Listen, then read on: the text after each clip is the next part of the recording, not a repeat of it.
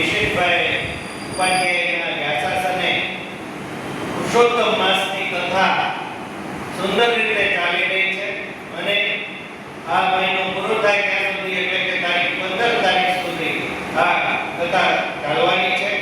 સર્વેને એનો લાભ લેવા માટે હું અનુરોધ કરું છું.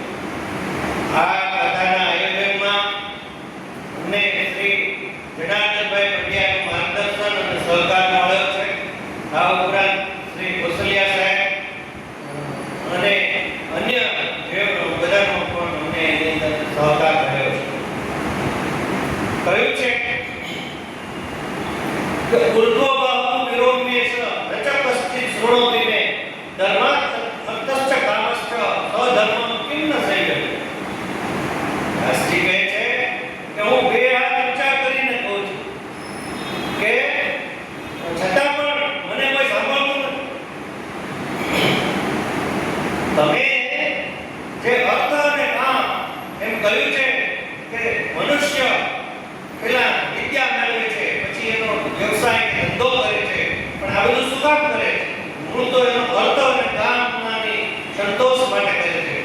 તો એમ કહ્યું છે કે ભાઈ અર્થ મેળવવામાં પણ તમે તમારો એક ટાર્ગેટ રાખો અને તમે એક વખત જો ટાર્ગેટ નક્કી કરશો તો તમારો ટાર્ગેટ અવશ્ય પૂર્ણ થશે અને એ પૂર્ણ થયા પછી તમારે એ વાતને વળગી રહેવાનું. તો એ રીતે ધર્મના માર્ગે ચાલવાની, ધર્મના માર્ગે અર્થ કમાવવાનો, ધર્મના માર્ગે કામના સેવવાની અને એ કરશો તો તમારો મોક્ષ નિશ્ચિત છે. જેમ કહ્યું છે કે જુવાનીનું નાણું અને શિયાળાનું છાણ.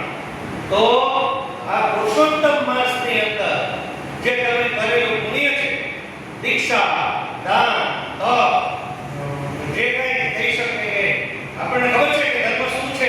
બધા કોઈ નથી જાણતું એવું તો નથી. તો આપણે ધર્મ કાર્ય કરવાનું છે અને એ ધર્મ કાર્ય માટે મારફત પાપમાંથી મુક્ત થવાનું છે. કહ્યું છે આની અંદર પુરુષોત્તમ માસની કથામાં કે તમે એક પણ શ્લોકનું જો શ્રવણ કરશો તો તમે સમગ્ર પાપમાંથી મુક્ત થશો.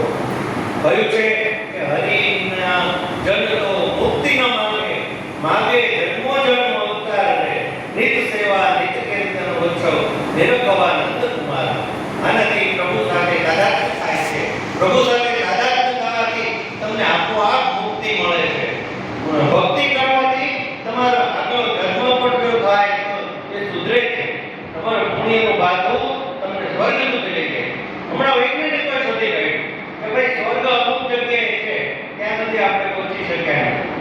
આપણે જે વૈજ્ઞાનિક માહિતીમાં ખૂબ આપણે પ્રગતિ કરી છે, પરંતુ આપણે જે આપણા સૂર્યમંડળ સિવાયના ગ્રહો કે એની વસ્તીઓ ઉપર આપણે જાણતા નથી.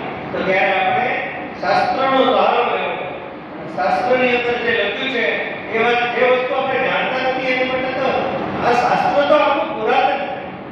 હજારો વર્ષો પહેલા લખાયેલા સ્મૃતિ પુરાણો જે છે એની અંદર પછી જે તે લોકો થયા, ધર્મ પુરુષો થયા, એઓએ ભલે પોતાનો ધર્મ સંપ્રદાય બધું શરૂ કર્યું, પણ મૂળ તો સનાતન સંસ્કૃતિ છે, વેદ છે, પુરાણ છે.